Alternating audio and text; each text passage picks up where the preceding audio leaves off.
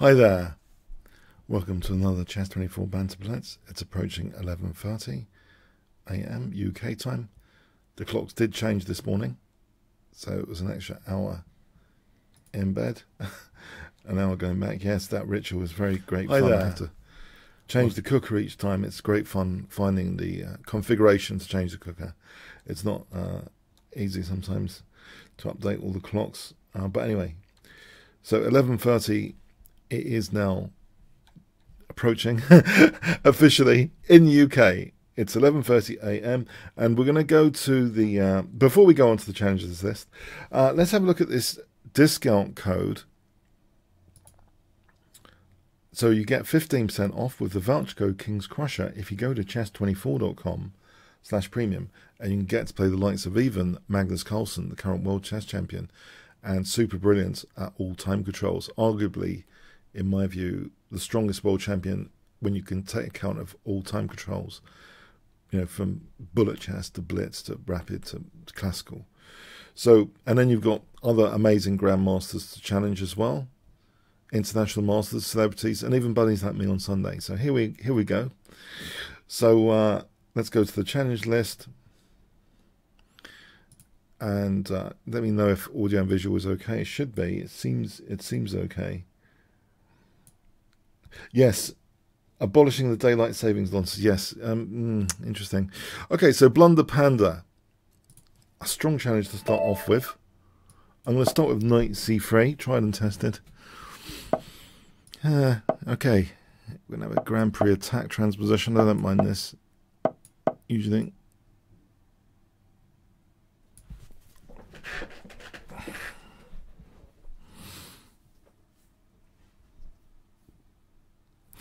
Hi Bogdan, hi Magnus is a Kasparov.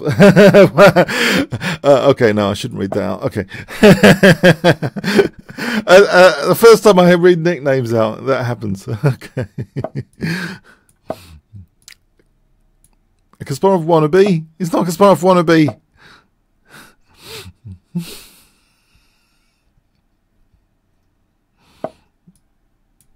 King H1, Queen E1. F5, Bishop G5, Queen H4. I'm thinking of the stereotypical plans here.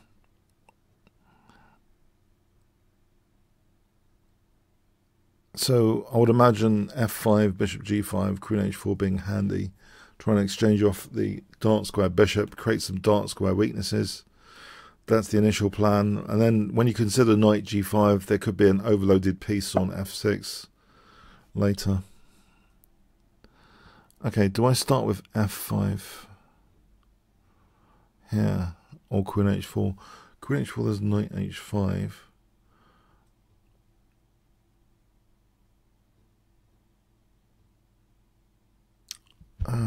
It's tricky actually. I don't want an H6 interfering with my plans. I wonder if he would persuade my queen to move away if I did play this. I suppose Knight H5. I go back to F2. I'm just teasing. Okay, C2. You know, that might not be, you know, an amazing concern. If I just go for it, it's sort of wasting time taking on C2. I hope.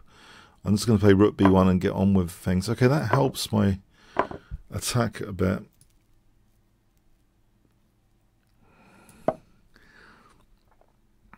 So I've got my bishop liberated now. I can pile on the pressure on F5. So I want to pile on the pressure and play probably Rook.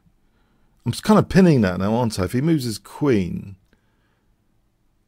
I'm going to take on F6. So it's kind of relatively pinned.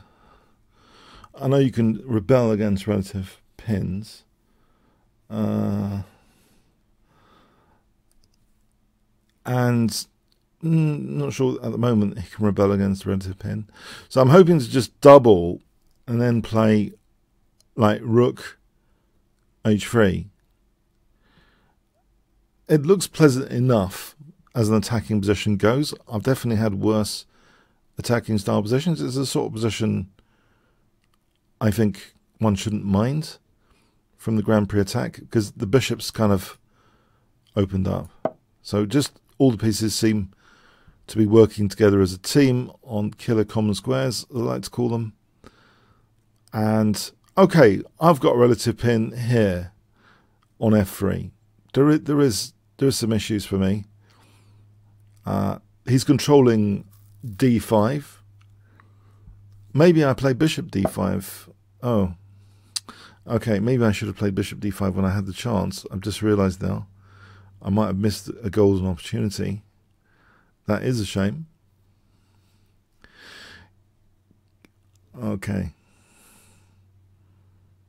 Because then that pin would have been quite painful. Now, I suppose bishop f4, it's too late. He plays queen d4, does he? Or does he go back? Do I need to test that, or do I play rook h3? Interesting. I'm going to test rook h3. The crude idea bishop f6 for queen h7. Let's just test this for a moment.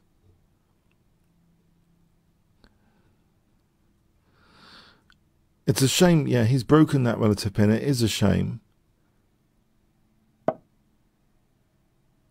And if I played e takes here, I get an absolute pin on my g2 pawn. Does that matter if I'm threatening f6?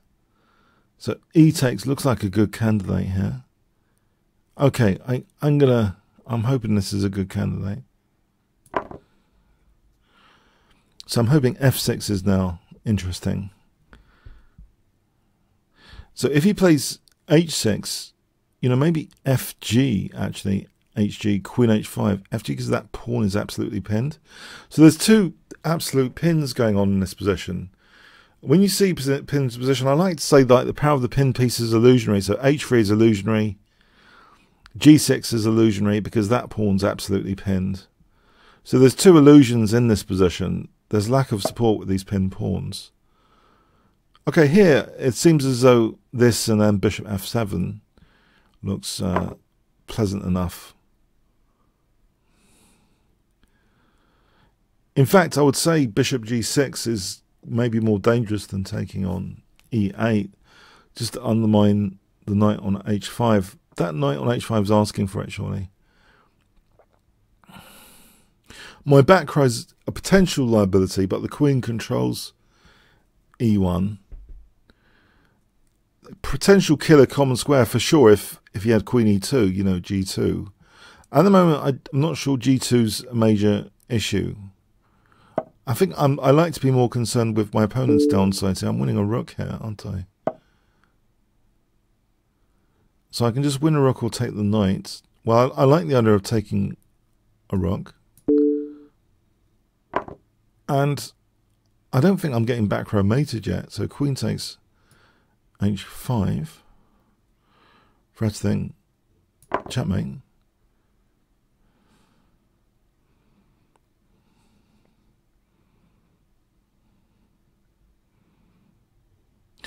h6. Okay, thanks for the game, Blonde Panda. Yeah, I think that's kind of a dangerous system for blitz chess, that whole Grand Prix attack. Zevich, hi there. So, okay, so I'll play this knight c6, preparing to transpose into classical stuff, okay, like we have done. So knight f6. So this gambit is interesting. As far as I can tell, this is one of the better lines anyway.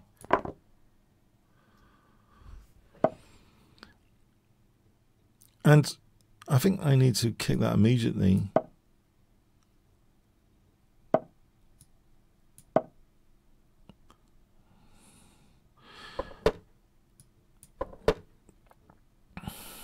I think Nakamura promoted bishop d3. He had a win in one of the US championships with bishop d3. In fact, I heard him I think I heard him talk about it in a radio interview. Perpetual Chess, I think he mentioned about this. It was one of his seconds that came up with it, who he got friendly on, and became one of his major seconds. Not a titled player, just an ordinary player, but was very enthusiastic with finding innovations, and found bishop d3 for Nakamura, and it gained popularity after. It seems on the surface it's a blocking in move, and I think that's why it was kind of rejected on the surface. But it's one of those things that computers kind of revitalized as an idea, this bishop d3. So yeah, it was from Nakamura's engine assistant guy. I think he even named him. It's not a secret, but I've forgotten his name. At the moment, it seems... Oh, the bishop's hanging. There's a weakness of the last move. This often decides blitz games in general. C3. It's just literally weakening the last, d3. Weakness of the last move blunders. They occur so much more than you could possibly imagine. In fact, there's two parallel stories here about both tactics and strategy, I think, which are worth mentioning. I was reading my Hooper and Wilde, as you do, the Oxford Companion to Chess this morning, because I'm interested in studying strategy more. And in Hooper and Wilde, it was saying there's a common misconception about strategy being deep laid plans, when in fact masters generally, apparently, they review the new opportunities after every single move. There isn't some deep laid plan. I think the confusion comes from often the one-way matches of the past where opponents were often severely mismatched. Maybe, before the rating system, they were severely mismatched. And so maybe the strong player did have a kind of plan. They didn't have to adjust that much. But I think it created this confusion. And it's interesting that parallel in software engineering, there used to be this idea of the waterfall model where all the requirements were laid out in advance and there wasn't any adjustment. And now it's more about tiny little stories instead.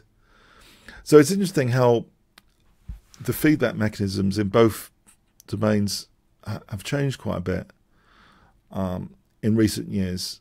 Things are more agile generally, both in chess and I think computers. Oh, knight d7, knight f5. Okay, so this is annoying. This f5. Can I if I played f5, I want to disrupt this queen. I don't think there's too much tactical danger if I play f5. I think this agilistic kind of mentality just gets more and more. The smaller things generally have beautiful little properties in both domains. So the smaller your plan, the more closely linked to the exact position details in chess. And we know from computers like Stockfish, you do one step wrong and you're blown apart. Sometimes. People have stopped playing computers generally, but I think the smaller things are, the more you can get instant feedback if you're on the right course. I think it's like those little robots that are self-adjusting. I think the basic principle is you do a little step, you get feedback, and then you adjust. And I think it's like that both in chess and IT. This process of being agile. Okay, so all right. So here, okay, I have lost the pawn, but yeah, I think he's caused me to do that. Yeah. So bishop f6 here. I think bishop f6 is still a good position. I hope I'm not getting mated on g7 for sure. I've got two things protecting g7. So I think maybe bishop a6 and rook a d8. This looks like a dominating position. It reminds me of some game Morphy played once where he had a dominating blockade queen on d3. There was a game of Paul Morphy. So where he had such a queen, it was quite impressive. I think there were tactics like queen a6, trying to hold on via a6, f1 or something in that game. I've forgotten who it was against. But yeah, this Paul Morphy game strikes me as it's reminiscent, this position. So bishop a6, rook a d8. It looks like nice central control. Also, the rooks are kind of disconnected here. So, I think as long as they're disconnected, this is pleasant. I think bishop A6 looks like a reasonably good idea. And, you know, maybe rook A8, rook D5. And then, you know, I can try and distract the knight if queen G4, H5, if knight takes, queen takes. You know, I've got this killer common square, if only removal of the guard tactic. I think that's an interesting thing about the names of tactics. If you get enough synonyms together, so you had multiple synonyms for removal of the guard, removal of the defender, or undermining, you find the right synonym to describe what you actually want to achieve. I want to remove the guard here, the defender. I want to undermine the knight, the rook. So anyway, you find the most appealing synonym to gain access to the tactical instrument that you want to use. So I want to remove that guard. So then I'm looking out for maybe removal of the guard tactics, like H5 later, rook D8, rook D5, H5, H4. Just remove that guard. Okay. Here, knight G5, if the pawn moves, queen takes G3. There's also knight F7, though. I think H4, there's knight F7, so it ends up... All right, okay. Okay, so that's interesting. Is there an attack going on? Am I being attacked? All right, I'm going to play this for E3. Yeah, I think basically the more synonyms you have, because one of them which I find was interference. I prefer really to think about my interference tactics as disconnection tactics, because we're in the age of the internet. I think it's more trendy to think about it as a disconnection tactic when you use interference. Okay, am I going to be in tactical trouble soon? If I play queen takes D2, am I asking for it? There's bishop C1. It's getting some coordination. E3 looks sort of interesting. Yeah.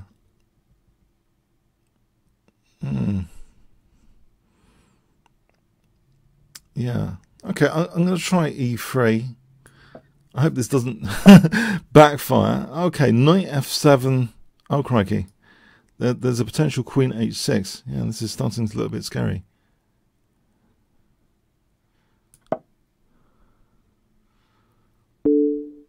Okay. That pawn's pinned, though, isn't it? Alright, thanks for the game so much. Okay, interesting. So, dangerous ride. So I like to call it some people use disconnections to cause an artificial lag. Yes. A G on time. That's funny, prom night. Yeah. I guess if you start calling it disconnection tactic, it can literally align to any internet related tactics. But usually a disconnection tactic is fatal to yourself if you get disconnected. It's something which maybe the opponent wants to disconnect your internet and they use the disconnection tactic. They somehow... No, but I'm thinking it's an interesting, on the chessboard, when you're interfering with point A to point B, you're often sticking a piece or pawn directly in the middle for a disconnection. Directly in the middle. Or sometimes you're interfering along the line anyway, or the diagonal, you know. Yeah. By the way, I have fantastic news for you guys if you're into Netflix. Super duper duper. I was watching it last night. I watched the first 3 episodes, and I have to say I was mightily impressed. The Netflix Queen's Gambit. If you haven't seen it yet, it's available now. Long awaited. I have been waiting for it a long time. And it is brilliant. I really loved it. It's fictional names, but I think they sort of align to real life players. The Queen's Gambit on Netflix. Fantastic stuff. Really gripping. Got to check it out. It's a Netflix original. Absolutely brilliant. So if you want an hour or two of total enjoyment and immersion, I've watched 3 episodes so far. You're at episode 6, Bogdan. All right. It is brilliant, isn't it? What do you think, Bogdan? It is brilliant, huh? I think they did a really good job, and you can see the boards quite clearly. And I totally love the whole atmosphere of the tournament venues and the locations. They are often, prestigious locations shown with those beautiful tournament venues. I love the idea of these prestigious hotels locations, which I mean obviously some tournaments they are in nice hotels like Gibraltar. I've been there, Kalita Hotel. That's a fantastic experience. If you can afford it, that's worth a punt when things are better, especially. So yeah, I love the whole vibe given to the film, to the locations.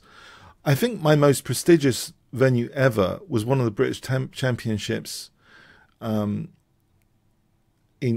I think it was Liverpool, actually. But I also like other locations for British Chess Championships. But I love it when it's in like a nice hotel, or there's Greek pyramids around. When there's Greek pyramids around, I think you can't beat, when there's beautiful Staunton sets and Greek pyramids around, really, you can't beat that for inspiration, yeah? I think you've got no excuse not to calculate well when you've got a nice, spacious venue, Greek pyramids around. Nice Staunton sets, yeah? I'm sometimes horrified when I see some countries bring your own rollover. I think, why bother playing? I just think the inspiration is lost. If you're playing on a plastic rollover set in a crap venue, I think why bother playing? I think it's good to have an inspirational venue. Do you think the Russians had crap venues? No, they had prestigious venues. Check out their venues. I think it makes all the difference. Why haven't I got Queen takes knight here, winning 3 pieces in a row? Is this like drafts? This is like a drafts move. I'm winning 3 pieces in a row here.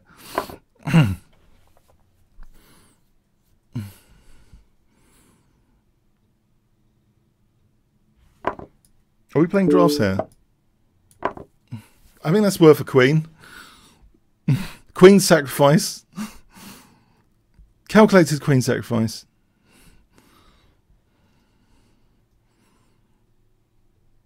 Nice Staunton set, nice spacing, refreshments around. I love that stuff. In fact, now that it's not really an option, I kind of miss that possibility of playing in some prestigious. Now that I'm seeing that Netflix thing, I think it's made me feel, oh, that would be nice actually. Yeah, that would be nice. Okay, what about f5 for bishop g5? Isn't that crushing coming up? f5 for bishop g5. Why isn't this crushing? This is a sort of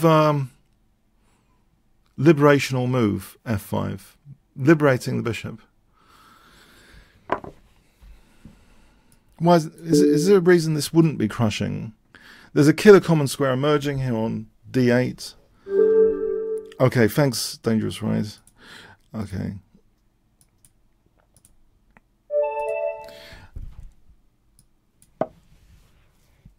So, Hacksnack, you watched the first 3 episodes last night. You read the book in 1984. The chess is the best I've seen in film. That's it is fantastic. I just love what he's really portrayed. But the only thing that strikes me about chess tournaments, they're not entirely social. They're all out to get you on that tournament. Generally, no, it's good to build friends and networks, though, within that competitive environment, for sure. When I like going to a tournament in the past, I preferred, like Sutton Library was a great venue. So I went with my Greek mob, Paul Georgiou, Alex Evolontis, Kostas Keranos. We used to go as a sort of group to a lot of tournaments, and that made it more fun. So I think that, even though a tournament is ultimately, very competitive, I think you build your networks as well. So if you combine all 3, you want to go with your tribe, you want a prestigious venue, prestigious sets, nice professions nearby, relaxed schedule. I think the better you're treated, I think something happens, inspirationally. inspirationally to one's play. I think some of my better tournaments, yeah, Bournemouth, Eastbourne. Yeah, so I think Eastbourne. I think some of the seaside locations of the British Championship have been pretty good actually. But yeah, it all comes back to me when I watch that film. Actually, it comes back. Yeah, the fun of the actual tournament venue. Yeah. Okay. So Queen takes C6. Is that crushing because A8's dropping? It's a disconnection. It's a self-disconnection tactic or interference. The two rooks are saying goodbye to each other. Goodbye, goodbye. They're saying goodbye to each other. Am I winning both rooks as well? Okay. In fact, they're leaving the board here. This is not the drafts mood. I seem to be, winning two rooks every game at the moment. What is this? Okay, so let's go on to the challenges. Let's go on to another challenge. Okay, Bogdan. Hi, Bogdan. Okay. So I'm going to play this Mexican defense, a major upgrade to knight c6, the Mexican defense. So c4, I think, c4 is going out of fashion rapidly with the London system. It's going out of fashion. Things do go out of fashion. I think people maybe are sensing the dark square weaknesses, the dark side of c4. Maybe I'm wrong. Okay, bishop b4 and e takes. Am I losing a piece? Just to make sure I'm not losing a piece, I think bishop b4 and e takes. Or am I going to end up losing a piece here? So knight e7, or just double the pawns here, like a Nimzo engine. So it's a sort of Nimzo engine transposition. Okay. I don't need necessarily double pawns over here. So it's a Nimzo Tango hybrid.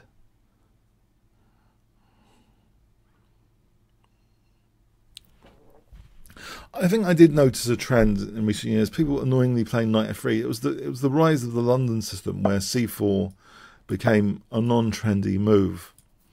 It seems to me statistically, not as trendy as before. All this London system stuff. So e5 and d6.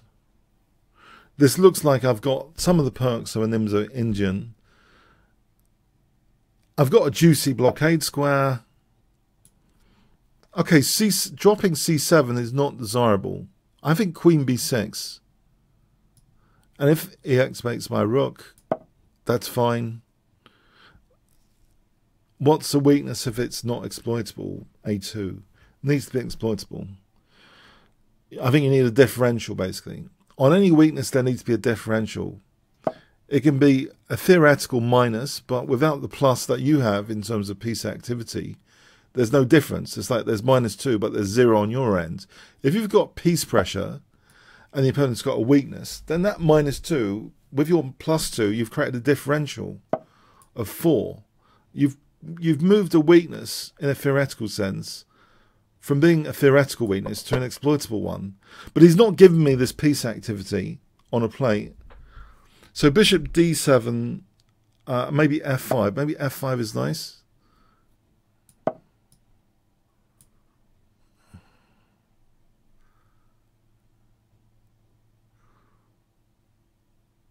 That's why I think, for example, in gambits, you've got a lot of piece pressure, you've got a lot of strength, you've got a lot of plus. And any small weaknesses, sometimes they make even a pawn move. They get hammered because you've got all this plus energy, plus. So you get that differential. When you have gambit and you've got all that piece pressure, there's a massive differential possibility. It's worth thinking about, I think, philosophically, these things. So I'm going to double the rooks and try and crash through on the F file here.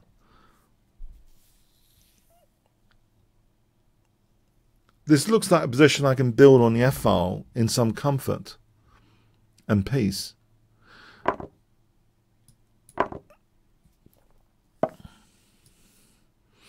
Okay, knight e4, huh? All right, e5 for knight e5. all right, no, maybe this isn't so easy. You know, maybe the A file is where the action is. I'm gonna retreat this bishop. I maybe switch everything to the A file. I could imagine if rook A3 does knight B1, if rook A4, okay, let's put this guy back. Imagine the blockading knight on E4. Okay, I think everything on the A file. Rook A4, rook F8, rook F8, that sort of stuff. The poor little A2 pawn. As she said last night, some people gave her backward pawns. I mean, they deserve to be crushed. I mean, if you give a backward pawn, you know, you deserve to be wiped off the board, yeah? Just kidding. I'm just kidding around, just kidding around. It was nice to hear that positional comment, yeah, as well. Okay, so G5. So F4 is that a serious concern? You know, maybe. Maybe. Am I worried? I should be. Maybe I should be. Okay, some problems are being set here about F4. Yeah. Okay, I'm going to tease this rook A3 blockade for a moment. Pressure on C3. Just to wait for a moment. Okay, so knight here for a moment. Is there a knight E3 possibility? Okay, and if I double now...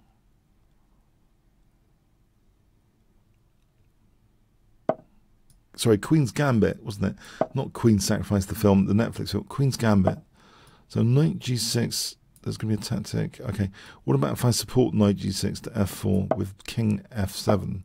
So I'm going to play knight G6 to F4. Okay, thanks for the game, Bogdan, yeah. Okay, yeah, I think that's difficult for white, this position. Positionally. Silo.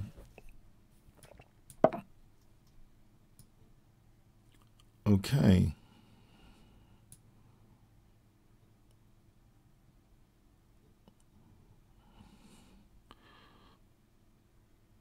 Okay, 1, 2, 3, 4, 5. I think I'm going to have to abort. All right, let's go on to the next game. Oops.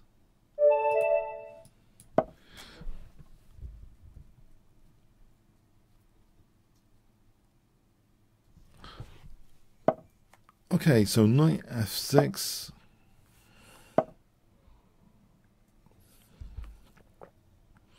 I suppose a quiet Vienna, especially given I've covered a recent game of Jobava, not Jabova. Jobava. I had a spelling mistake to start off with. Jobava, and he played a quiet Kings and against a Sicilian, a game I featured recently, and yeah, I think if it's okay for him, this kind of start. Okay, but that was against Sicilian, yeah, with 92. That was a totally different opening. But anyway, the general thing is it's a sort of kingside advance like this. I've got to watch out for the dark square blockade possibilities. You know, when you play F5, you're asking for a dark square blockade like H6, knight H7, a dark square blockade. Can you imagine the bishops being traded off? It'd be a nightmare, potentially. So, yeah, you've got to be careful about that sort of stuff. I think here, I hope I can get away with this. I hope I can get away with this. This diagonal, I don't think it's, I hope it's not a major diagonal. I reviewed, actually, briefly, the Immortal game today, so played by Adolf Anderson, not Ulf Anderson, Adolf Anderson. I know that's not a very popular name nowadays. Sorry. But yeah, I'm a bit wary about saying his first name nowadays.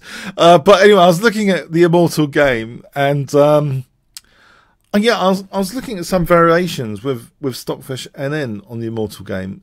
So it has been used in Blade Runner, the Immortal game, by the way. And so I was looking at some variations, as you do occasionally. And yeah, I think there is still some magic to it in actually revisiting it. I know everyone knows it, but I think there's sometimes some magic to revisiting the Immortal game. And there was a blunder at some point. Black could have equalised by being materialistic at the right time. It's that Black was materialistic at the wrong time, and the bishop was a bit of a dummy on G1 when White lost both rooks. So Yeah, it's interesting. I was sort of reviewing that, and it's fascinating, that romantic era of chess. But I'm wary about in sort of doing videos about the romantic era. So, some of the stuff, is not very scalable. If you're really sort of saying to beginners, this King's Gambit stuff, it's not scalable really. They're just going to be wiped, wiped away sometimes if they play the King's Gambit. It's not a solid opening. So should one be presenting examples which generally it demonstrates some things, but you really wouldn't want to always play the King's Gambit, I think. Although in a practical sense, a lot of people do with great results at the faster time controls, it is a really dangerous weapon of choice. It is easy to underestimate the latent power of the King's Gambit at faster time controls. Is it just because some people might be aware of more systems against the King's Gambit? Why do you think? Why do you think it is the King's Gambit is not tried by more amateurs, especially at faster time controls? Is there really something wrong with it at the faster time controls? Actually, I do have a rather large playlist for the King's Gambit, and I think one of the reasons that actually experienced quite a lot of popularity, that playlist, I think one of the big things going generally for the King's Gambit playlist, people are on the lookout for it because it's something you can impose onto the opponent just because it's the second move. All these other gambits, there's the probability of actually reaching them is hugely lower than the King's Gambit. You might fancy playing a Benko's Gambit, but what are your chances nowadays of playing the Benko's Gambit? Especially since C4 is on the downhill, as people play the London system, your chances of playing the Benko Gambit are diminishing by the day right now. Yeah. So if you want to play a Gambit and experience the power of a Gambit, the King's Gambit is, because it's on the second move, it's I like that. It's not just a romantic era thing. I think Esserman mentioned it, but he didn't mention this convenience of actually reaching it. Why the Smith-Morra isn't given the same prestige as the King's Gambit. I just think it's a matter of convenience actually reaching it on the board. To reach the Smith-Morra Gambit requires them to play the Sicilian defence and to accept it. And there are various popular ways of declining the Smith-Morra, like that knight f6 thing. So yeah, your chances of playing the Smith-Morra Gambit are, probability-wise, probably much lower than playing the King's Gambit. So essentially, what I'm saying is, let's put this all together. So this idea of the differential of positions, the exploitable weaknesses, if you want to play a Gambit to experience real power of pieces, let's say you want to experience real positive energy of pieces, what Gambit are you going to choose? If you wanted to choose a Gambit for fun, so I think it has to be the King's Gambit. It's going to be the most convenient to get to most frequently. You're going to get a lot of practice in the King's Gambit. Okay, so Rook G4. Is that a move, or am I getting blasted here? This looks as though F5 could be a tactical response at some point.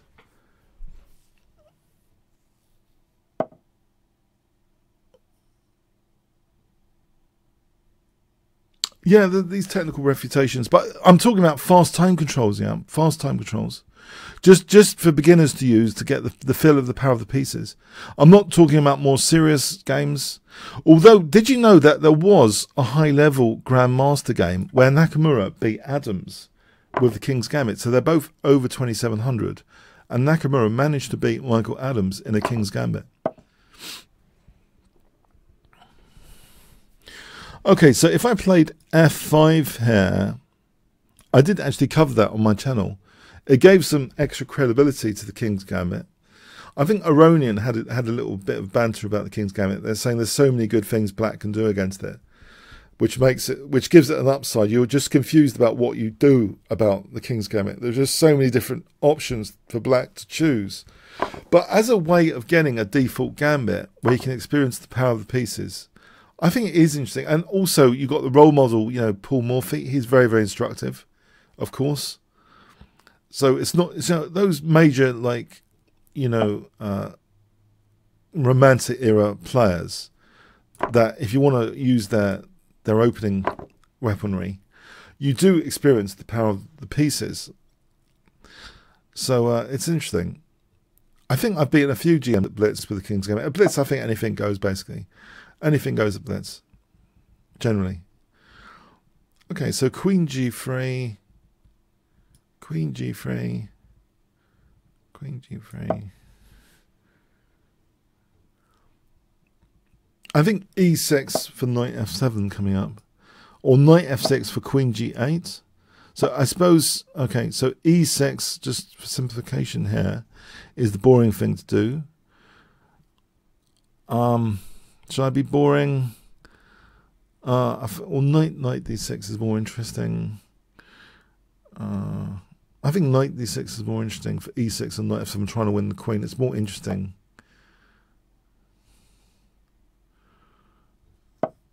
Okay, so E6 here or F6.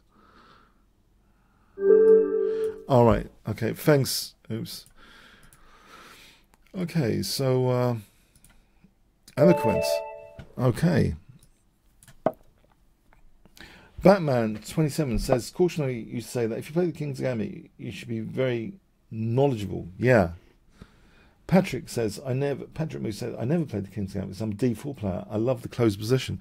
It's very good. I think there's an alignment going on, a micro alignment going on. I think you need to have openings which you love playing. And there's some sort of alignment to one's personality, level of risk, appetite, etc. Like Petrosian, his level of risk appetite was very low because he simply hated losing. So he loved totally the closed positions. So if you wanted a closed position repertoire, I think you'd look at Petrosian. You wouldn't look at Paul Morphy. It's a very stark contrast. Or, Karpov. But Karpov is like Petrosian trying to win. Petrosian is like Petrosian trying to draw. So I think Petrosian, if you don't like losing, Petrosian, I think. Master of prophylaxis. I think if you did this alignment with your personality, so P99 says it's important what kind of position, it's important that you know the position. I think if you get that alignment going, I think it's going to encourage you to put the work in. I think once you're fully aligned with your personality and needs, you might be putting the work in more than in openings, you weren't. Yeah. So you probably get that effect. You probably get more. Because I kind of like the tango, as you've noticed, that Knight C6. I think one of my early memories, my dad was saying, I asked him, why did you move that knight? He says to provoke weaknesses. And I kind of remember that fondly. And this whole idea of a whole opening the tango based on provoking weaknesses, it strikes a bell with me. And, kind of nostalgic reasons, historical. So sometimes, openings can have sentimental value for the ideas that is represented. You might want a provocative opening. You might want a solid one. You might want one with peace pressure. So I think you start investigating the key players that maybe are using that opening as well, the key exponents. I think the London system, though, is hugely popular for very, very good reasons, which are entirely practical, in that that's another opening you can reach without having to know a ton of opening theory. I think for most non-professional players, the idea of spending half their time learning trendy stuff in the Sicilian, which might expire the year after, or engines might refute all the technical lines, that idea reminds me of these books you get in the second-hand bookstores about Visual Basic from 1990. That book is now worth as much as a doorstopper. Now, what about all these variations which are sharp and the engines are just going to refute anyway? So I think sometimes there's a case for playing a more quiet, positional stuff, which doesn't require tons of memorization. But my key point here is about time in relation to one's own chain weak link chain, because you might have severe weaknesses in your endgame. Let's say you don't know 100 basic endgames. Let's say you don't know them all. And you're spending your time learning the Sicilian defense, right? You know, you should have maybe balanced out your time with middle game and end game. Yeah. And because you're learning all these sharp lines which are going to expire, you know, it's pointless. I think it's largely pointless, a lot of this sharp stuff.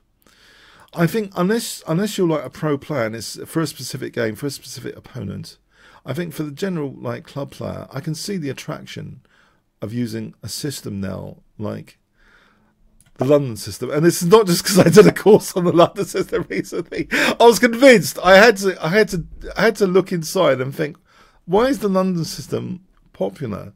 There must be some reasons for the London system being popular, right? And I think it comes down to that. It actually gives you more time to evolve as a player. Yeah, because everyone should read this book called Goal. If you haven't read this book called Goal, right, you should read this book. It's called Goal, right? So in Goal, it's a management book, okay? They put these robots into this factory expecting a huge performance gain. And there wasn't a huge performance gain at all because they optimized a certain part of the system, yeah? So the whole factory was not actually more efficient. They only optimized one link in the chain. And if you look at your chess as goal, right, you need the whole system at the same level. At the same level. You need to flatten all the links in your chain. Yeah? So if you can't do that, you're just continually let down by your weakest links. You're just let down by your weakest links all the time. It's annoying to be let down by your weakest links, but that could be the case. And you might not be realizing this at this meta level, but you've got to find like quite often your weakest links and get them at the same level as the other links. Yeah? In my view. So anyway, I'm about to lose g5, aren't I? Shall I just lose g5 in style? I'm fed up of the possibility of losing g5. I'm being crunched there. Is there bishop c4? Hold on a sec. Can I get away with bishop c4? I'm getting fed up with this knight. Oh, I have just lost the piece. Knight takes d2. Okay, I'm getting crunched now. It's official. I'm getting officially crunched. Okay. I've just lost an entire piece.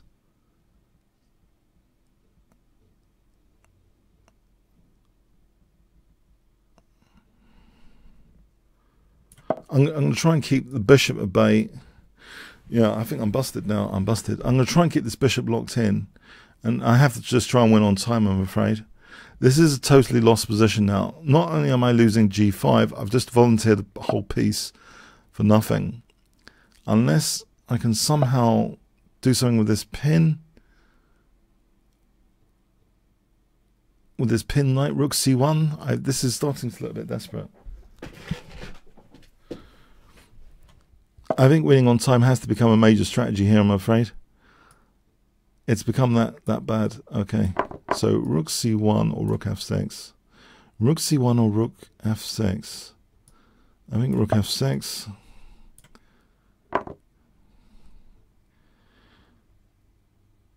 So rook c1, knight f4.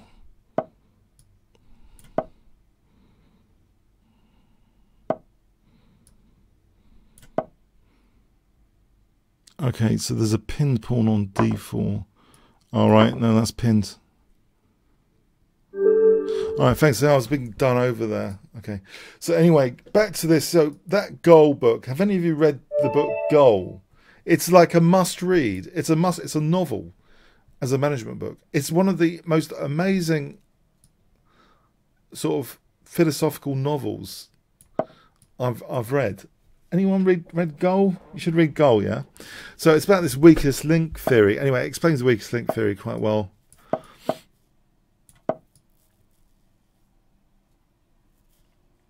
So the system as a whole,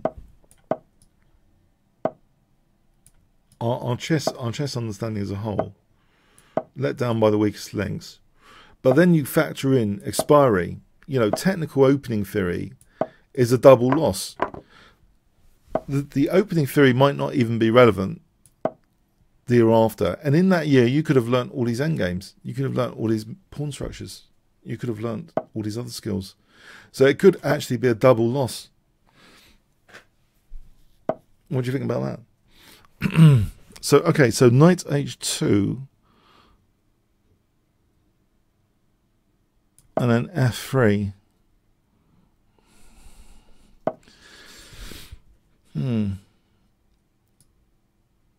Okay, I think one of the weirdest technical opening theory exercises I've seen in a book is Polgiavsky's laboratory, his pet line. I thought it looked a bit dodgy. It's sort of ambitious and dodgy, Polgiavsky's Sicilian variation. I don't know even why I read that now. It just seemed... I must read all this Russian literature, yeah? So Polgiavsky's variation of the Sicilian and his experience involving that line, yeah. I mean, seriously, I mean, you might as well read a book on Visual Basic, yeah, from, you know, to 1950, you know, not 1950, 1980, 1990. I mean, the line, so he plays Kasparov, Polgiavsky. Kasparov just wiped him out. Kasparov just had something prepared. He was also a sitting duck, yeah. Kasparov just wiped Polgiavsky out, yeah.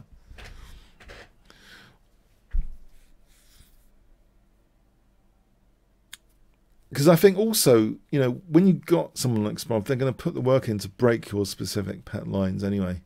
They're going to, you know, you're a sitting duck, I think. If you've got these pet lines you've been researching, I think you're a sitting duck.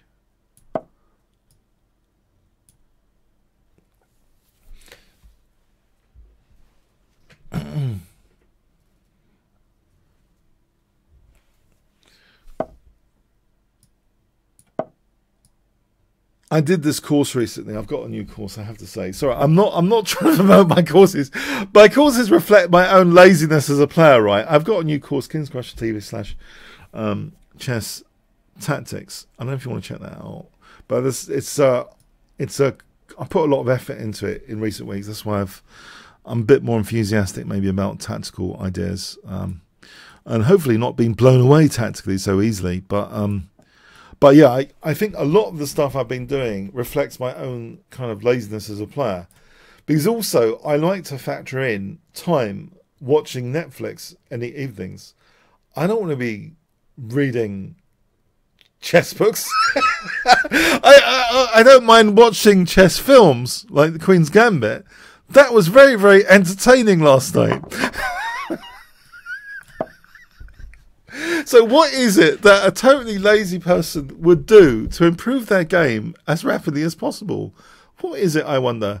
They'd improve tactically. Forget positional play for a moment. They'd improve tactically, I think, because even if you have glorious positions where you've fragmented successfully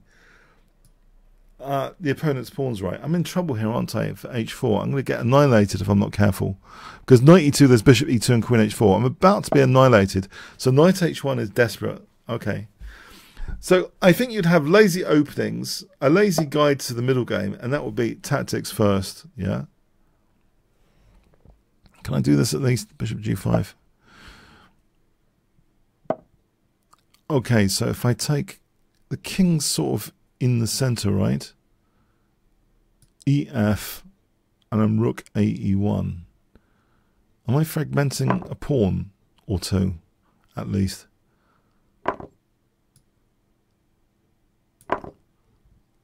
Well, there's queen takes d4 check here.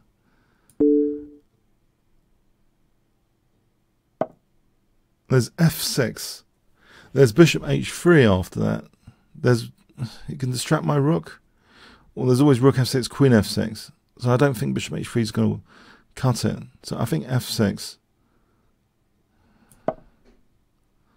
So bishop h3, rook f2. So any rook f6, there's queen f6. Not rook f6 because of queen g2. The knight needs to re-centralize for sure. I know that knight's not happy. So rook f2, rook af1. Okay, so rook f2, rook a f1, queen f4. I should be able to consolidate from what seems to be a perilous position with h4 just a moment ago. Okay, this is still perilous looking. Okay. Knight f2 hits that bishop though. Maybe knight e4. I jump to e4. He's got bishop f5.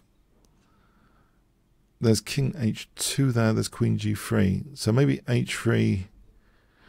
Maybe I should be ready with h3, g3 without h2. I'll literally blockade this pawn with my king. So in other words, what I'm saying is king h2, ready to blockade with g3, and then knight comes out. So the knight's holding at the moment g3.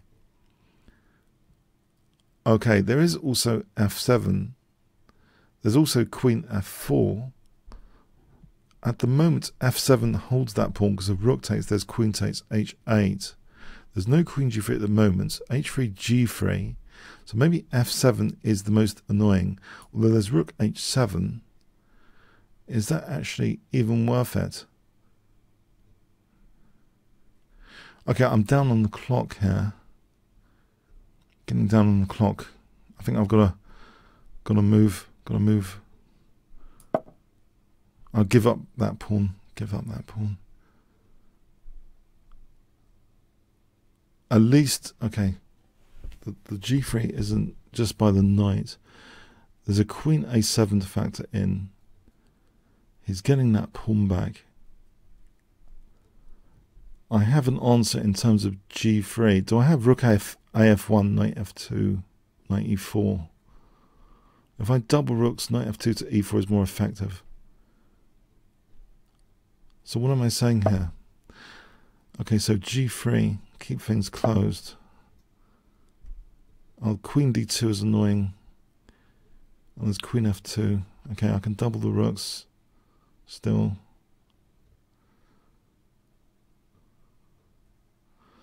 He's taking his time. Rook a f1.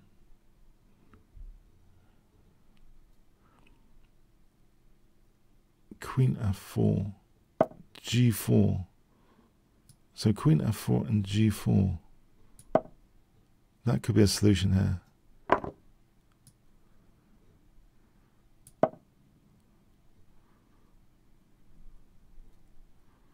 Queen takes b2 is needed.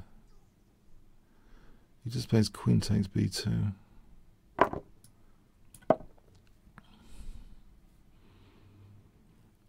Okay. Try and organize knight g3, knight e4.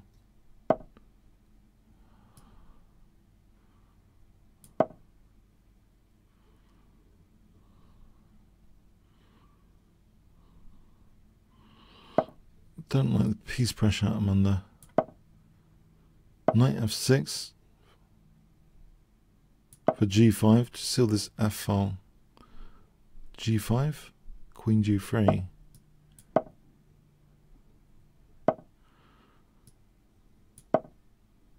Queen h3, is that too dangerous? It probably is. I don't need to do that. That's crazy.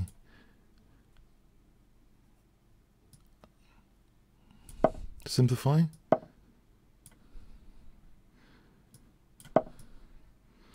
Oh, pre-move time, I think, anyway.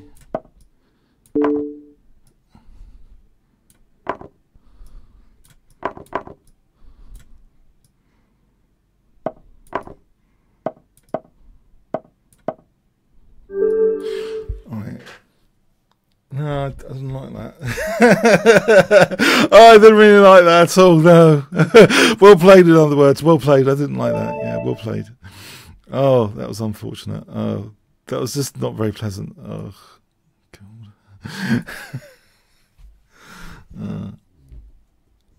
Okay, anyway, Oza. Okay.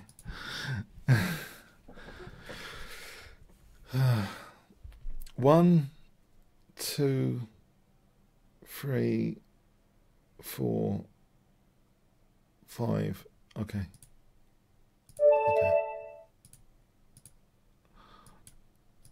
Okay, I was fried by Friedel last night, last week. Not last night, last week.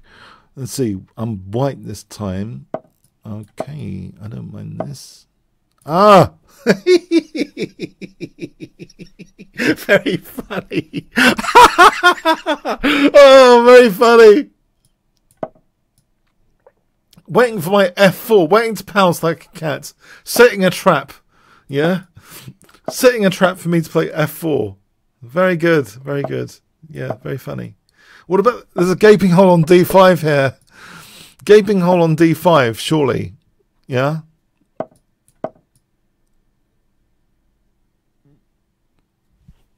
This is a very committal structure to have.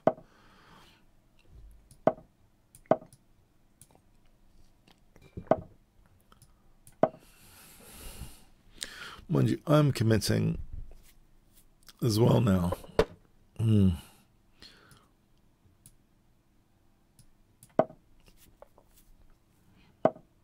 Uh-huh.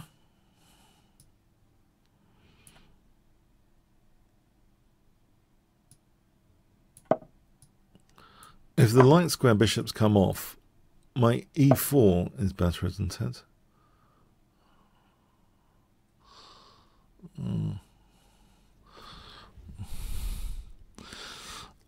Okay, I've lost some grip on the position already, haven't I? I want knight g3, knight h5. Okay. In light of d4. Oh, e4, bishop g3. Okay, that's good. Perk. G5 here. Or not.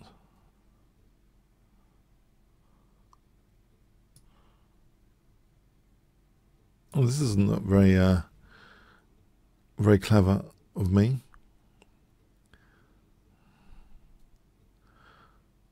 Why is my king being opened up?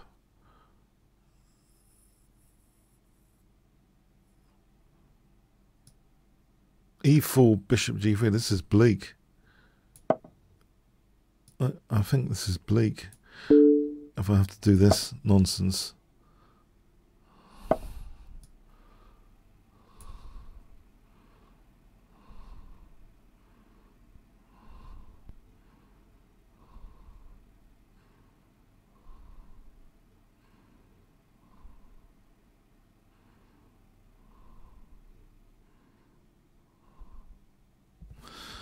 Oh, crikey.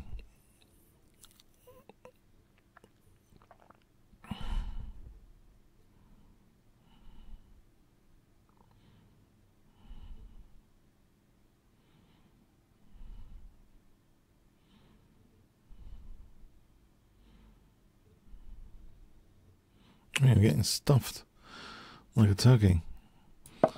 I'm getting stuffed.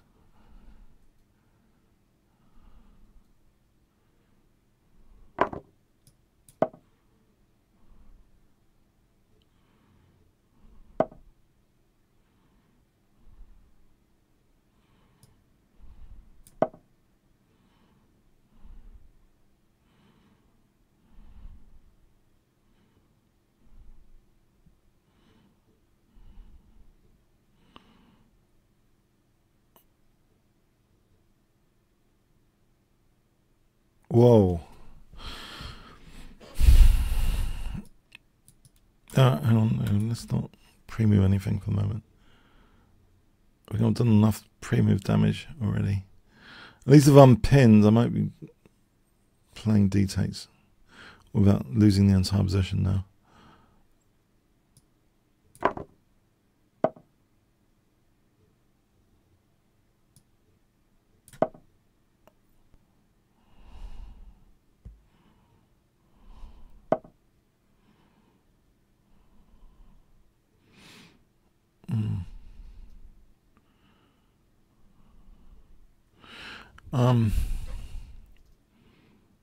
Is knight f4.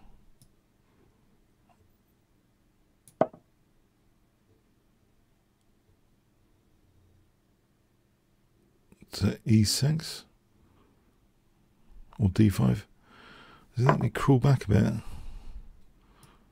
I hope.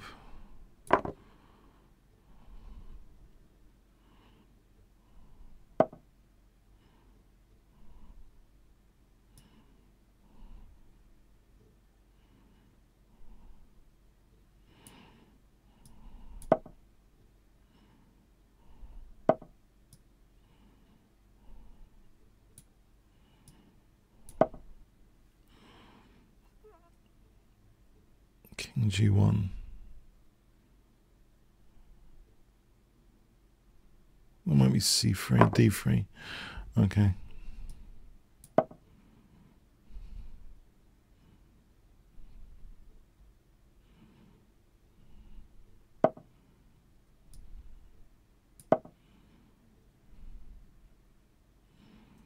Knight C1 to D3.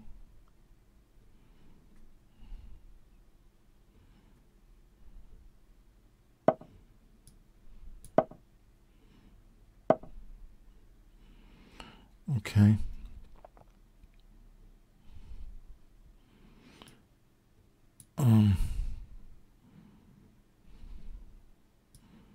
No, I want to keep the tension a bit. Maybe a knight on F4. So rook F1, knight F4.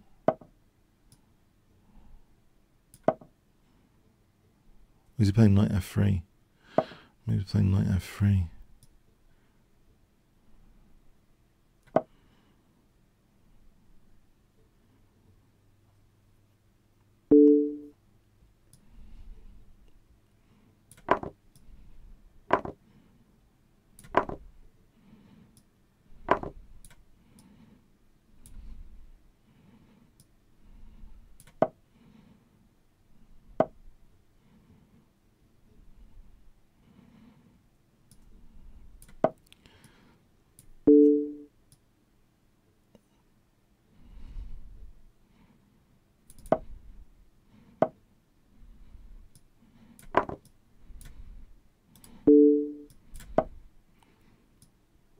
Oh my God, I've been absolutely pulverized.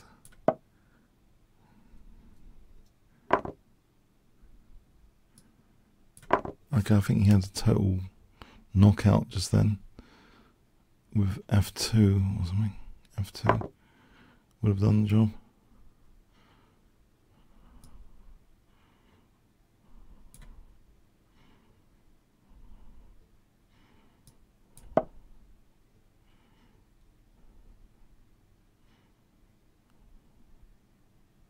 Queen B6.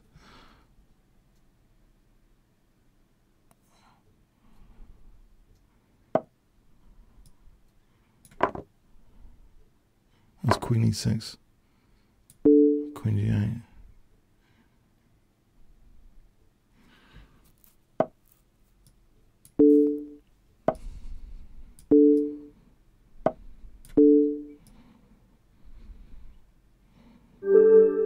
Oh, total swindle. Where's my bunny ears? Look, do I have to put them on? I was a bunny. Bunny. That was me. I was a bunny. I felt a victim. It was like Bunny in the headlights here. I felt a victim. I analysed this. Oh, I think F2 was knocking me out. I think I didn't mean to cause overexcitement to that level to cause a blunder. This is just Queen G4 here. Queen G4. And then, oh, yeah, I mean, come on. Come on. What am I doing here? What did I do here? Just F2, surely. F2. Is that not crushing? Yes, I think that wins.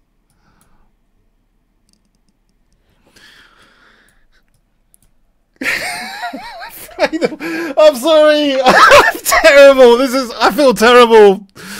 In a way, I do. I have a mixture of emotions. No, I have a mixture of emotions right now.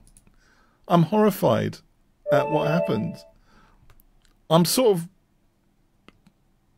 Oh. Oh. Dear, oh dear.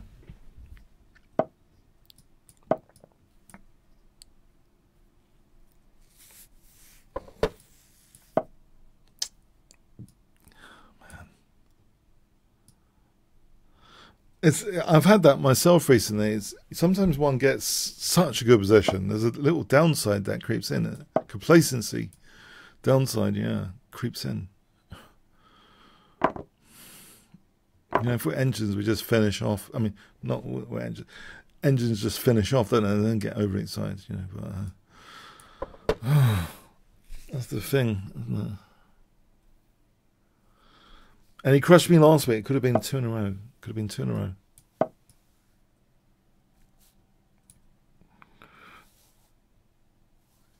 I think it's a little bit of complacency that's crept in, and that's happened to me quite a bit as well. It's also, I mean, the blitz without the increment as well. If it was blitz with increment, that would, you know, that would cover everything probably. All of those little angles of counterplay would be squished out of the equation, yeah. I assume in the longer time control, you'd be thinking more about crushing any counterplay, yeah. The last thing you want in a one-day game is counterplay when you're in winning possession. That's painful.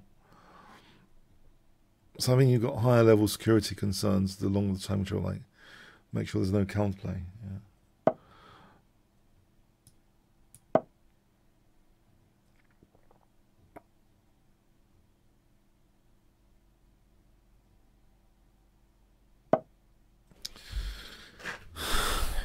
Let's double the pawns here. Queen h4.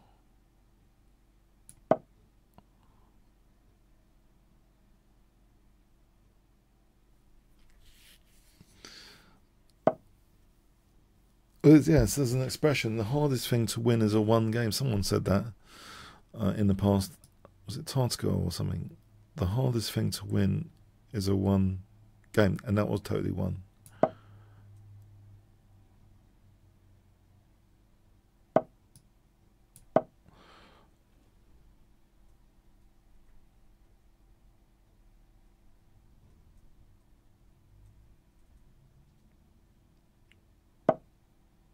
I think there's f4 coming up.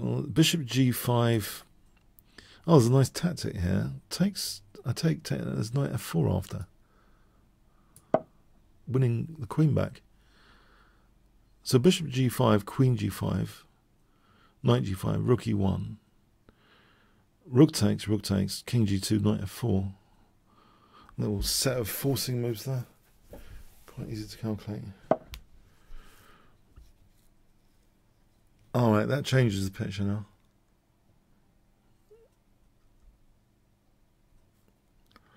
Okay, knight f4 though. If takes, then rook e1. If the queen moves, then there's queen g5, queen g2. I think knight f4 here.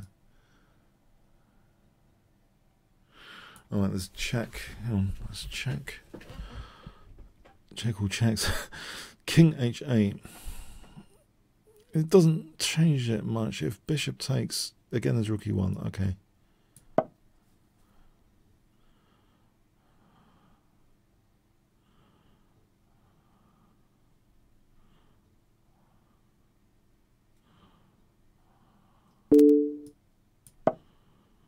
So the threat is queen g5, queen g2.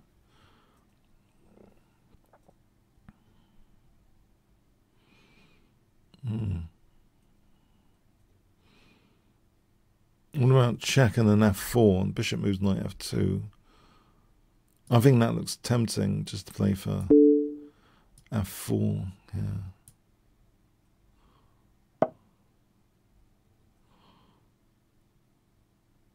Uh-huh.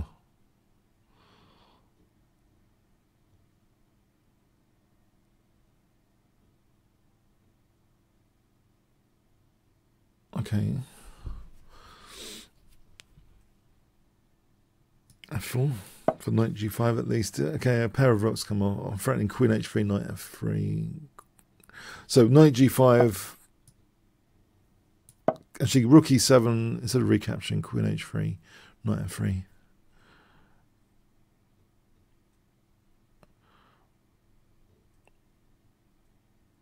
So rook takes e7, queen h3, knight f3.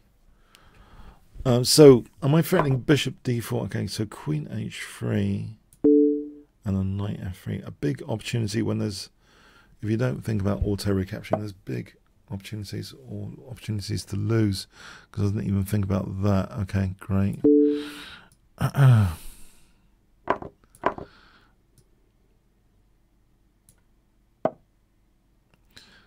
take it here.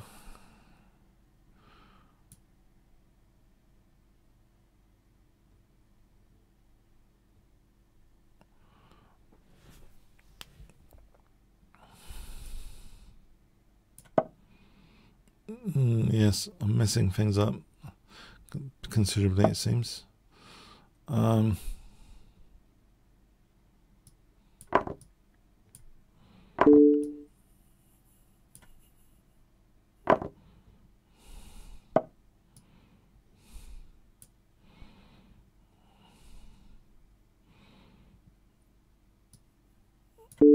Okay, I've got the full pawn. I don't want to lose this because I can imagine pawns coming at me later. I'd like to have king g7 and h5, I think.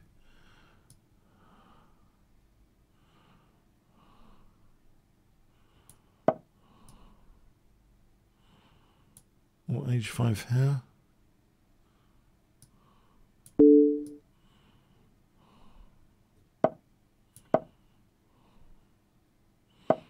I can take this d file. So the form pawn's pretty secure with that bishop.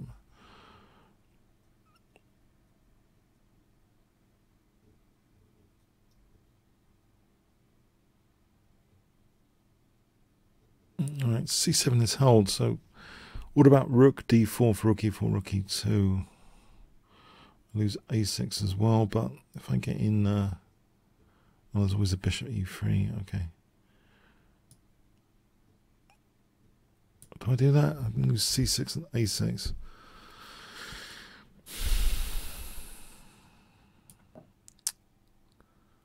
It's tempting rook d4, and I'm getting short on time now as well. Okay. King light square away from the bishop.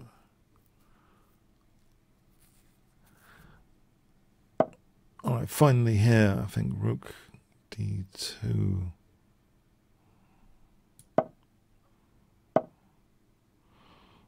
Alright, I can take on a2, try and knock out these potentially winning pass pawns.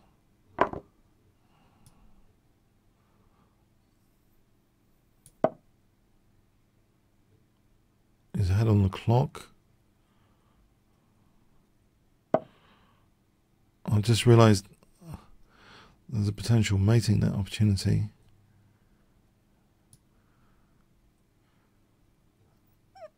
With rook a1, rook h1.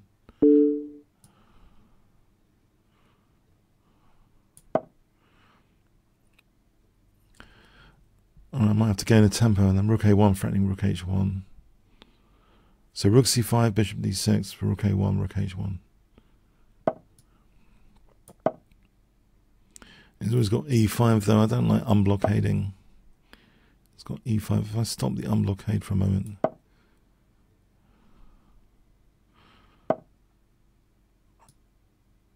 I'm reaching this position with rook a1 becoming palatable.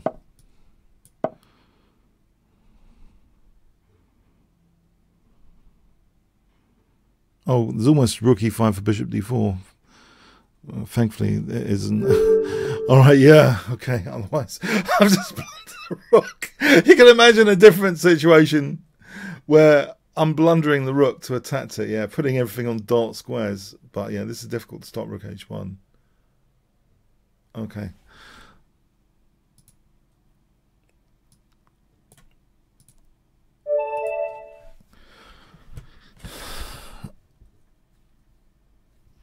Patrick moves.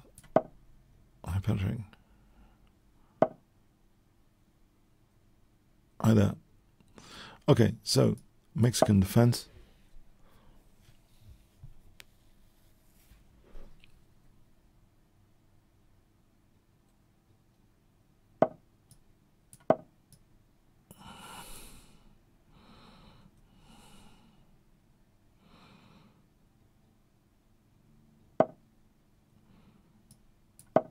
Okay, a sort of Nimzo engine hybrid.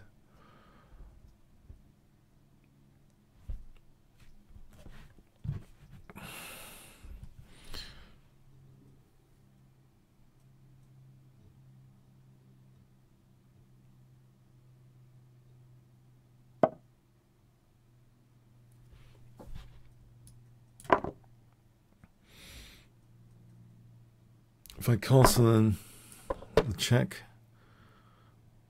or the check and 94 or 94.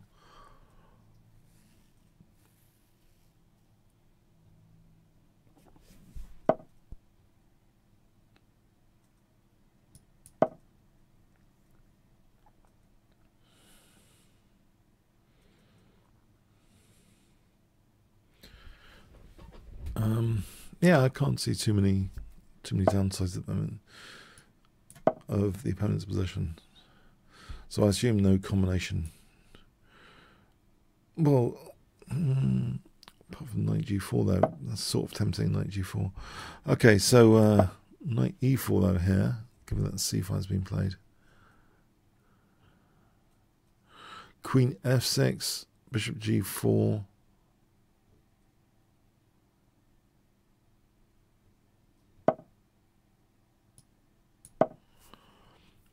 Alright, so bishop g4 incoming. There's a lot of pins emerging here. I'll give up this bishop for bishop g4.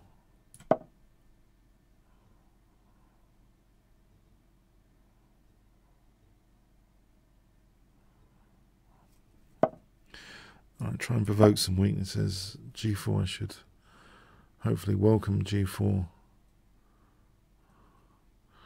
Bishop e2, or maybe just double the rooks.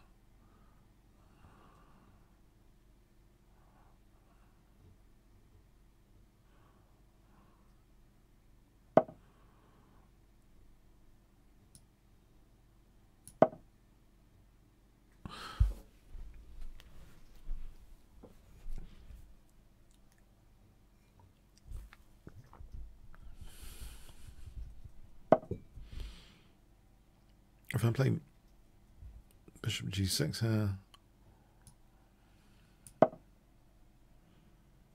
keep more tension in the position and exchanging off.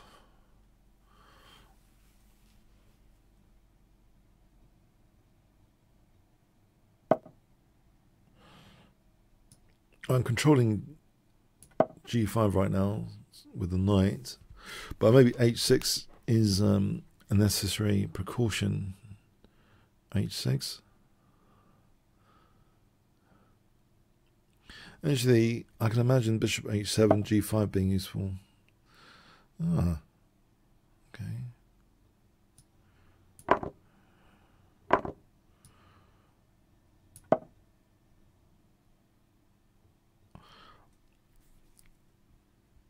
Knight g3 creeps in a little bit. Knight g3 doesn't really do anything. Rook e1.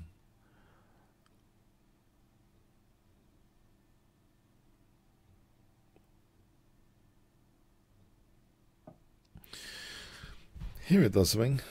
It's funny how the configurations change, and now there's an opportunity for knight g3, I think.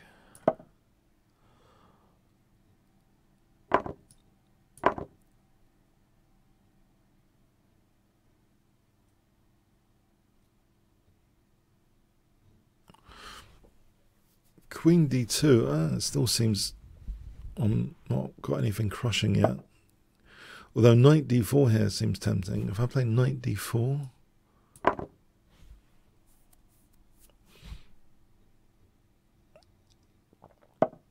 oh, actually, I think he had takes and bishop f7 there. That was a concern.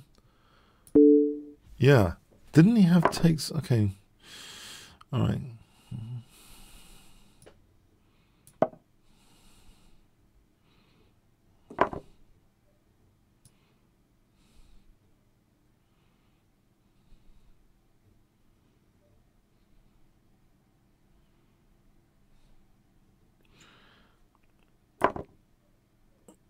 If rook e1 take, it's pinned, it's pinned.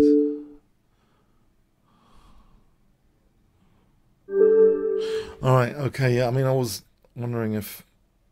Okay, thanks, Patrick. Okay. Prom night.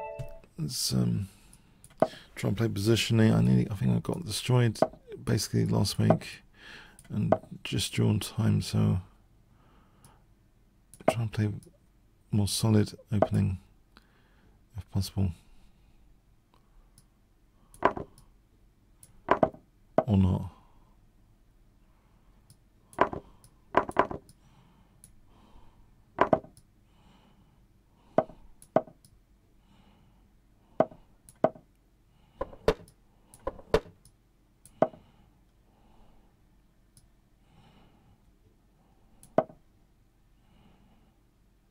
This rings a bell in this position. Bishop g3. This looks like it could have occurred from another opening quite easily.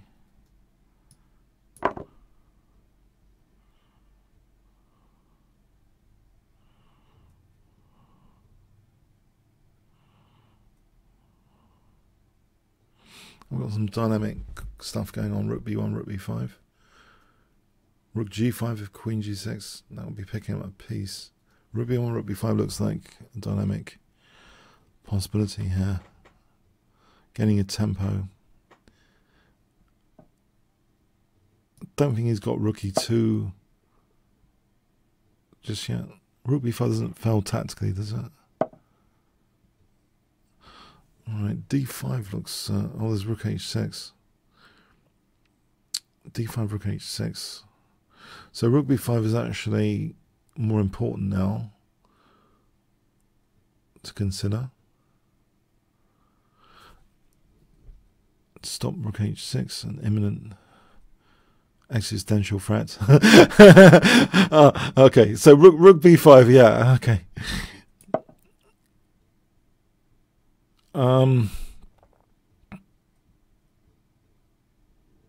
Hasn't he got f5? Hang on, f5. Oh, that complicates things. Bishop c4, I'm pinning the rook. f5, diagonal of death, bishop c4. So there's no rook h6. That's one way of parrying that threat. Bishop c4 here. Diagonal of death to my rescue on this occasion. Defensively, diagonal of death. Tactic. To rook h6. Okay.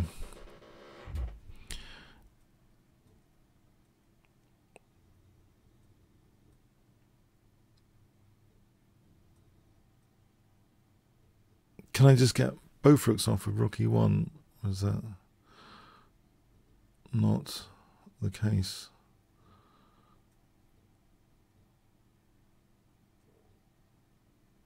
Just to make sure there's no rook e6. So rook e1, knight d8, bishop e6. And if he takes, then I'm taking off the other rook. I just don't want a rook e6 replacement. Bishop f3, g takes. There's no queen f3. Oh, this rook's pinned. There's no blockade on that pin.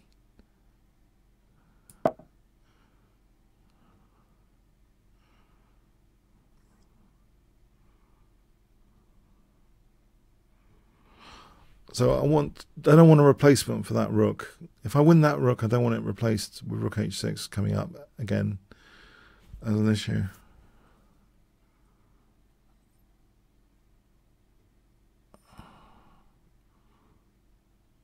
Knight d8, I can double the rooks, torture that pin, celebrate that pin, celebrate the pin.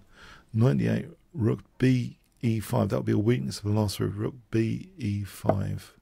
The queen's hanging.